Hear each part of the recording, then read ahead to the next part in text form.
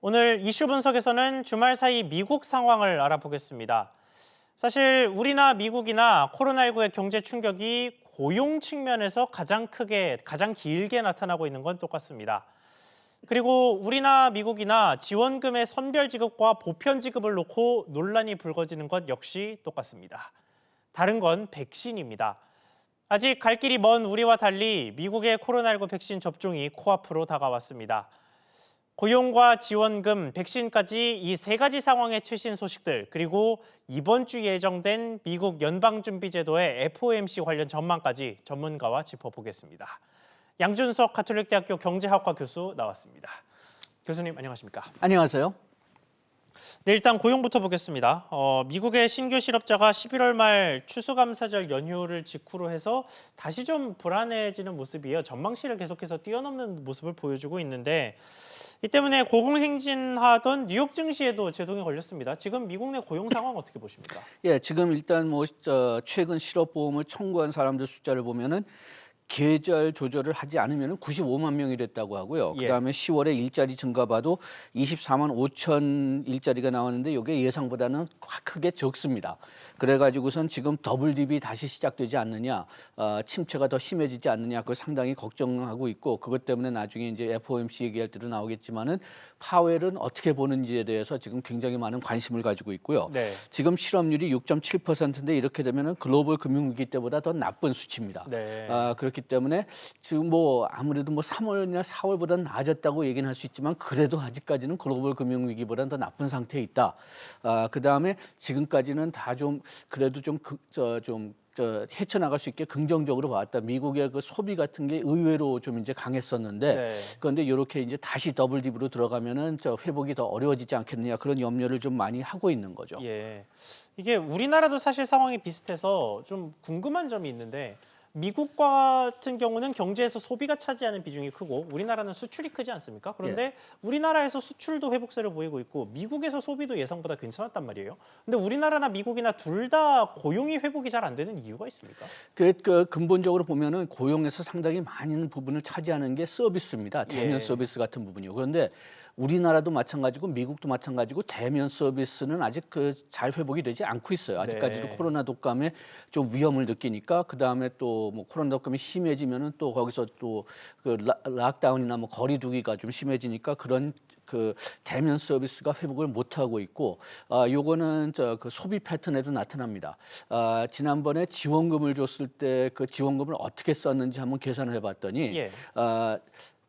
부유한 사람들은 그 지원금을 별로 많이 안 썼어요. 그런데 네. 결정적인 이유가 뭐냐? 그 사람들은 부유한 사람들은 대면 서비스 많이 쓰거든요. 집 청소하시는 분들이든지 아니면은 잡일 하시는 분들이든지 아니면은 식당 가서 저녁을 먹든다든지 그런 것들을 많이 하는데 예. 그런 것들 다 끊어놨다는 거죠.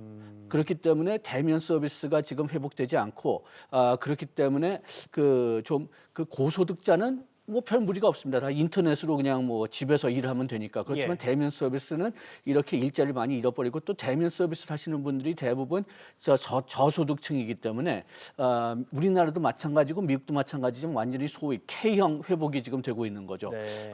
소득이 높은 분들은 그렇게 큰 타격을 받지 않는데 소득이 낮은 분들, 대면 서비스 하시는 분들은 타격이 굉장히 크고 아직까지 잘 회복이 되지 않는 거죠. 그렇군요. 그러면 그 지금 중간에 잠깐 그 지원금 이야기를 언급을 하셨는데 지금 우리나라나 미국이나 지원금을 선별 지급해야 하느냐 보편 지급해야 하느냐 이게 논쟁거리거든요. 근데 방금 교수님 말씀하신 대로라면 어차피 고소득층은 지원금을 줘봐야 소비를 크게 늘리질 않으니 선별 지급을 하는 게 맞다라고 보시는 겁니까? 선별 지급을 하는 것도 지금 효과가 더 크다고 지금 우리나라 연구에서도 나와 있고 미국 연구에서도 나와 있는데요. 예. 다만 미국에서는 조금 우리나라보다 좀 그 선별 지원을 하는 게 조금 어려운 면이 있는 게 미국에는 우리나라 같이 국민건강보험이 없지 않습니까? 예. 의료보험을 다 자기 사비로 사든지 아니면 회사를 통해서 구해야 되는데 이번에 특히 아까 얘기했던 그 저소득층은 이번에 해고되거나 아니면 회사가 상당히 큰 문제가 있는 사람들이 많으니까 네. 그러니까 그런 그 저소득층이 의료 서비스를 제대로 받기 위해서는 소득이 있어야 된다.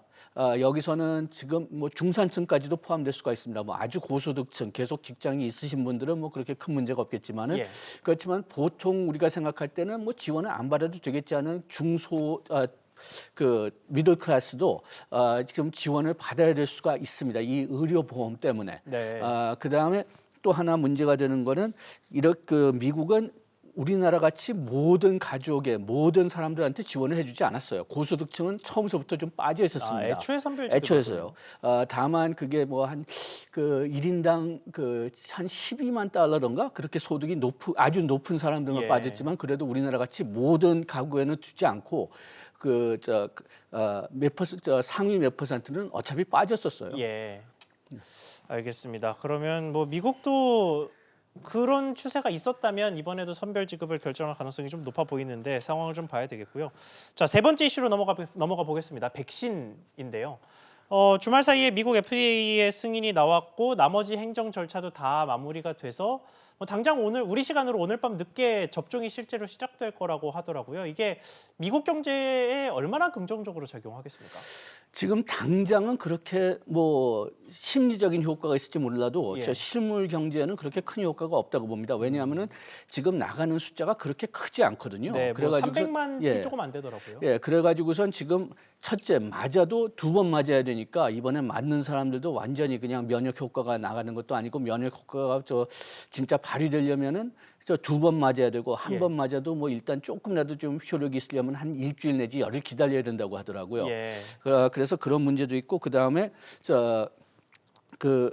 지금 어떤 면에서는 더 큰 문제가 뭐냐 하면은 지금 일반 국민들이 이걸 언제 맞을 것이냐, 그 다음에 맞을 것이냐 그 자체가 지금 또 문제거든요. 예.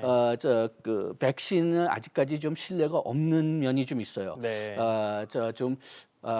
미국에서 옛날서부터 엔티백스라고 해가지고선 백신 자체에 대해서 그 반감을 표시하는 층이 있었고요. 특별히 이번 코로나19가 아니더라도 예, 애초에 그러니까 뭐 의약품에 백신 대한- 맞으면 뭐 아이들이 좌폐성 생긴다는 뭐 그런 착각하는 생각을 가지고 있는 사람들이 옛날서부터 있었지만 예. 또 백신을 믿는 사람들마저도 지금 백신이 너무 빨리 개발됐다고 해가지고선 또 무리하는 그런 면이 있는데 대중 면역력이 생기려면은 70% 이상, 한 80% 정도의 국민들이 맞아야 된다고 얘기를 하는데 예. 지금 그 설문조사를 보면은 이 백신 주사를 맞겠다고 하는 사람이 아직 60%밖에 안 돼요. 네. 그러니까 이 사람들을 좀 더 많이 설득시키지 않으면은 백신이 있다고 해도 그래도 면역력이 생기기에 좀 모자랄 수가 있다. 그런 염려가 하나 있고 그런 사람들이 다 맞는다고 해도 지금 맞는 시기는 내년 한 3월서부터 5월로 보고 있습니다. 네. 그렇기 때문에 최소한도 내년 상반기까지는 계속 이런 코로나 독감의 위험이 존재한다는 거죠. 그렇군요. 자, 내년 상반기가 이제 그 백신 접종의 적기가 된다고 하면 이 바이든 차기 행정부의 과제가 될 텐데 마침 오늘 밤 늦게 미국 각 주에서 선거인단 투표를 진행을 합니다. 이거를 이제 실제로 투표를 하면 대선도 확정이 되고 상원도 확정이 되는 것으로 알고 있는데 이게 결과가 뒤집힐 가능성 혹은 뭐 애초에 예상됐던 투표에서 좀 다른 결과가 나올 가능성이 아직 남아 있습니까? 트럼프 대통령은 계속 그렇게 뭐 하라고 해야 된다 뭐 그렇게 얘기는 하고 있지만은 예. 여기에 주마다 제도가 좀 다릅니다. 어떤 주는 내가 누구한테 표를 찍겠다고 약속하면은 그 약속을 뒤집힐 수 없게 하는 주가 있어요. 예. 어떤 주는 그냥 그 양심에 따라서 바꾸고 싶으면 바꿔도 된다. 그렇게 얘기하는 주가 있는데 지금까지 그렇기 때문에 한 2-3명 정도가 표를 바꾼 경우는 있지만은 역사적으로요. 예, 네. 역사적으로 보면요. 그렇지만은 요것 때문에 투표 결과가 뒤집힌 적은 없습니다. 그래서 이번에도 뒤집히지 않을 것으로 예상되기는 합니다.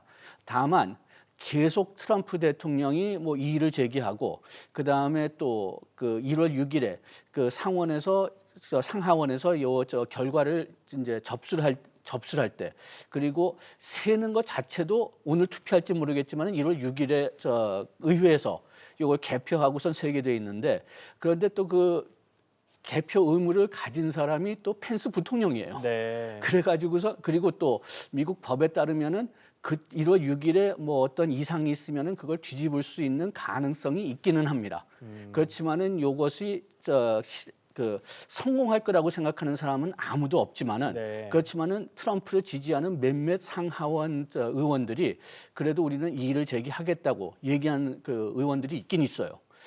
그렇기 때문에 좀 그 문제가 발생할 수는 있지만은 결과가 뒤집히지는 않을 것 같습니다만 계속 여기서 보여주는 것은 트럼프 대통령을 지지하는 국민들이나 그 의원들이 네. 아직도 굉장히 많다. 그래가지고선 상당히 바이든 대통령이 이제 임기가 시작돼도 그래도 그 반발이 좀 많지 않을까 그런 염려가 계속 있는 거죠. 그렇군요. 그거는 뭐 말하자면 혼란이 지속된다라고도 볼 수 있는 부분이라 좀 걱정이 되기는 합니다. 자, 다음 이야기로 넘어가 보겠습니다. 연준의 FOMC가 이번 주에 예정돼 있습니다. 지금 뭐 금리 자체야 사실 동결이 될 거라고 저번 FOMC에서도 그 꾸준한 전망이 나왔기 때문에 특별히 이변은 없을 것 같습니다만 금리 동결이 강력하게 점쳐질 때는 항상 디테일이 관심을 받죠. 이번에 주목받는 디테일들은 어떤 것들입니까? 크게는 세 가지 있을 것 같습니다. 지금 연준이 지금 뭐 채권을 계속 사고 있는데 예. 그걸 얼만큼 계속 할 거냐.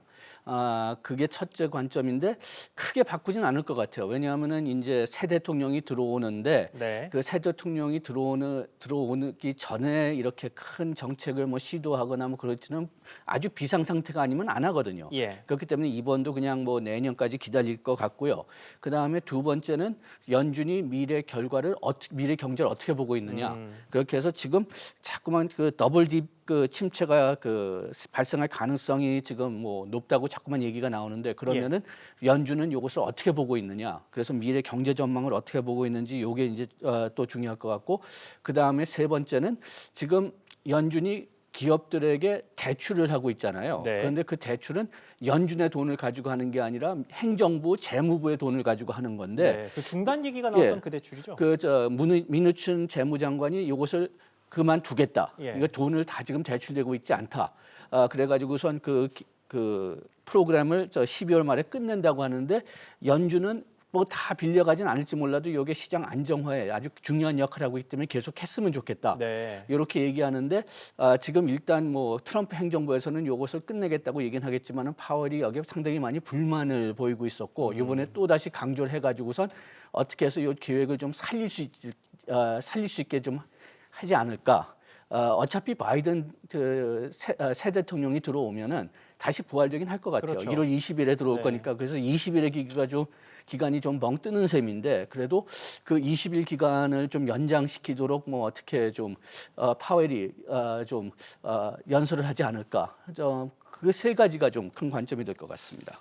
알겠습니다. 그럼 모두 결국 완화 정책과 연관이 되어 있는 세 가지인데요. 채권 매입, 뭐 기업 대출 모두 경기 완화 정책과 연관이 있는데 자, 이렇게 미국에서 완화 정책이 쏟아져 나오면 우리 입장에서는 환율이 가장 걱정이 되겠죠. 안 그래도 요새 환율이 계속해서 낮게 형성돼 있어서 우리 수출 기업들 위주로 걱정이 좀 많은데 내년에 환율 전망 그리고 우리 경제에 대한 전망은 어떻게 보고 계십니까? 예, 내년에도 우리 경제는 그렇게 아주 좋아지진 않을 것 같아요. 금년보다는 좀 낫겠지만은 우리가 2019년 상황으로 돌아갈 수 있기는 좀 어려울 것 같이 보이고요. 그 다음에 한국은행에서 나온 그 예측을 본다면은 국내의 그 경제 소비는 회복되지 않을 거로 보고 있고 우리가 네. 경제를 회복한다면 수출에 의존하고 있다고 보고 있거든요. 그런 면에서는 미국이 완화 정책을 시도하는 게 그 뭐 환율 문제도 있긴 하지만은 그래도 미국이 완화 정책을 시도해 가지고선 소비를 계속 유지시키는 게 그래도 우리나라에는 좀 더 유리하다고 봅니다. 환율이 떨어지더라도. 환율이 떨어지더라도요. 왜냐하면은 그 환율이 지금 우리나라 최근 한 그 코로나 독감 시작하기 전에 한 5년 정도 그 상황을 본다면은 계속 매년 그 환율 때문에 걱정을 했지만 수출이 그렇게 많이 떨어지진 않았어요. 예. 세계 수출에 따라서 움직였지 환율 때문에 우리나라 수출이 특별히 뭐 더 많이 떨어졌다거나 더 적게 떨어졌다고 보기는 좀 어렵습니다. 예. 그리고 또 우리나라가 이제 수출하는 상품 중에서 상당히 많은 부분은 가격 경쟁력보다는 품질 경쟁력으로 전환된 상태이기 때문에 그렇기 때문에 환율보다는 수요가 더 중요한 것 같아요. 네.